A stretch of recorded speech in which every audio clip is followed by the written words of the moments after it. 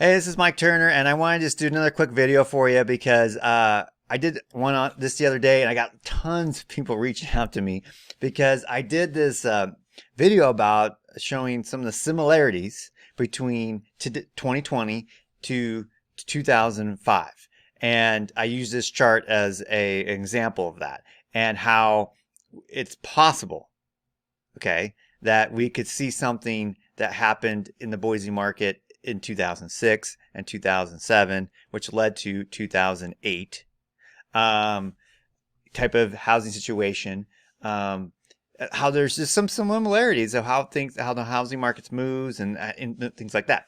And I got a lot of feedback because a lot of people felt like they needed to tell me that 2005 compared to 2000 is totally different because this had all kinds of subprime lending issues and all the, all those things that we don't have like we did before, that we don't have right now. And that is true. It's true that uh, the housing market is different. It is way different. The housing market here in Boise, not only do we not have as much the subprime issues that we did before, but we also have 100,000 more people living here than we did back then. And so there's just a lot of different variables that you can't quite, say, okay, it's going to be exactly the same. However, there's clues, and the clues are important. And so in this video, I want to touch on something that I didn't maybe make clear enough on the last one. That is really important for you to understand because there's a lot of people really concerned about the market, and you should be. My next video that I'm going to do when I talk about pricing, it's insane here. It's gone up so far in such a short period of time that if you are a homeowner, it's cool, but it's gone up too fast, too quickly. So it's going to, when a market does that, it's just begging for a correction. Okay, it's just begging for it because it's gone up so unnaturally fast. And there's always, it's this, when there's a strong reaction, there's going to be a strong reaction. Okay, so I'm going to get to that. But before I do, let me just cover something that's really important that we all understand. Okay, so when I show people this chart and they haven't seen it before, this is going back to 1999 through 2020 of home sales in Ada County. And when you look at it quickly, you can say, yep, that looks about right. We had the boom, and then we had the bust, and then we had our recovery. And that is incorrect when you look at it fast, because people just assumed that this is kind of 2008, and then we had our crash, and then we climbed out of it. And that's not the case. Because when you demand supply and demand, really important to watch in the market. Supply being inventory homes for sale, and demand, how many people are buying them. Okay, and so demand peaked in Boise, Idaho in 2005, and then it dropped significantly in the next year. So 2006. Now the market's still screaming. We're seeing record high prices with all this going on, but it starts, it wasn't as frenzied as it was here.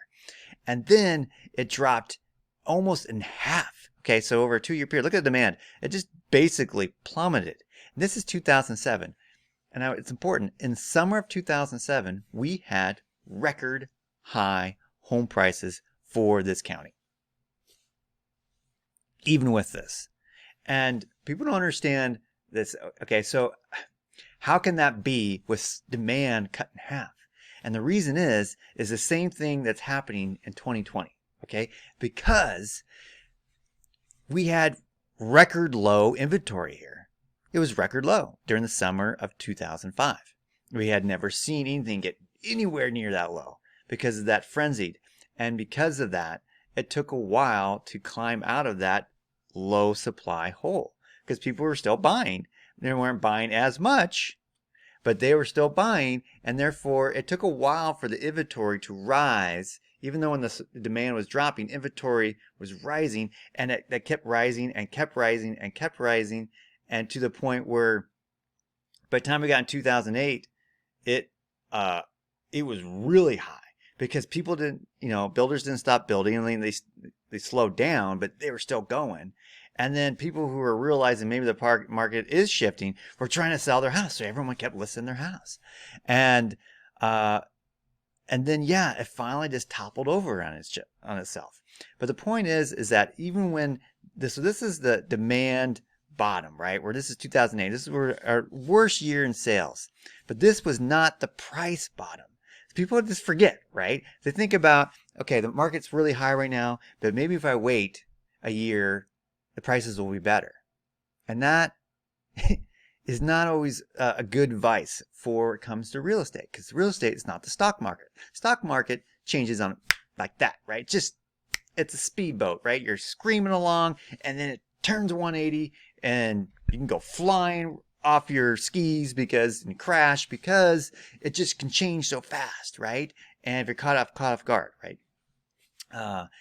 And the real estate market is a big tanker, right? Where it's just like it, it takes a long time to turn down this 1,000-foot, vessel, and there's lots of sign. It takes a while. Okay, and so because right here, look at 2008. Yeah, market implosion. Fall of 2008 is when the stock market did crash, but it goes. And then we had more people, people buying. We had more people buying. We had more people buying, and this is where we actually, right here, is when we had our bottom prices, our lowest of the lowest prices. It took what? So when we first, right here is kind of the first sign there was a problem. And then this was a real obvious problem. We still had many years. Remember, we still had record prices this year. Okay. So we still had multiple years before we got to the price bottom. And so if you, of course, if you bought anywhere around here, you're killing it right today because your house is doubled or tripled in value. And the point being is that the real estate market gives you clues, and those clues give you time to react. But it can change. It can change. From what right now, this looks like all good, right? It's just crazy, crazy, good, good, good, good, and it's like, well, when is it going to correct? And it might be starting this year, but it's going to take a little while. So if you are watching it, if we're watching it, and we see demand slow and we see supply start to climb, then we know it's an early sign. Now prices still might go up while you say, you know what, I'm going to go ahead and sell now because it's a smart time to sell. I don't want to avoid a problem now. I'm going to cash out. Fine, good. That's maybe a good plan. But don't be upset if it still goes up after that, because it did in Boise, the same thing. So I just want to point these things out because a lot of people ask me questions and they're nervous about buying. It's like, should I buy now because the prices are so high? And the prices are high. You can still make smart buying decisions now. If you bought a house, it's today it's likely to be worth more in 6 months the way the market's going. Will it continue to go up like the way it is? No, it won't. But my next video, I'm going to talk about price. And so, because there's a lot going on with it. It is crazy. It's crazy. I keep crazy times 10. Okay. That's what it is. And, I'm going to help you navigate what it really is and what we can kind of expect. And so if you're going to make real estate decisions, at least you can be more informed. And, by the way, in my next charts, I'm going to show you more charts. I get these charts from a paid subscription. It's called Web Charts. And so if you're a real estate professional, I highly recommend that you subscribe to it. And it's because I've subscribed it for, I don't know, well over 10 years, 10 plus years.